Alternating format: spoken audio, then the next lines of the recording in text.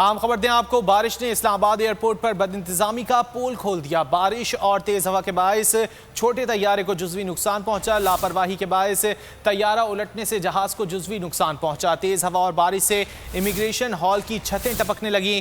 Computer اور دیگر قیمتی سامان کو بھی نقصان پہنچنے کا خطرہ ہے۔ تفصیلات جانیں گے نعیم اصغر سے۔ نعیم، کیا تفصیلات ہیں؟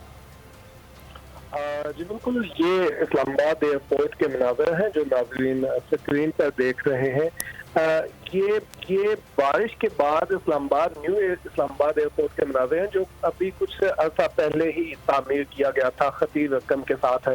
بارش کی وجہ سے اس کی چھتیں ٹپک رہی ہیں مختلف جگہوں سے، اور کئی ایک مقامات پر جو سیلنگ تھی اس کے گرنے کے بھی جو ہے وہ بتایا گیا ہے ملازمین کی جانب سے، ذرائع کی جانب سے۔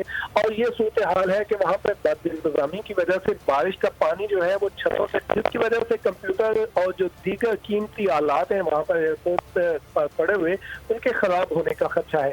جبکہ دوسری جانب رات کو جو شدید ہوا چلی تھی، آندھی تھی، اس کے باعث وہاں ایئرپورٹ کے اوپر جو کچھ ایئرپورٹ پر ایک نجی کمپنی کا تربیتی طیارہ تھا وہ وہاں پہ کھڑا ہوا تھا، وہ بھی الٹ گیا ہے۔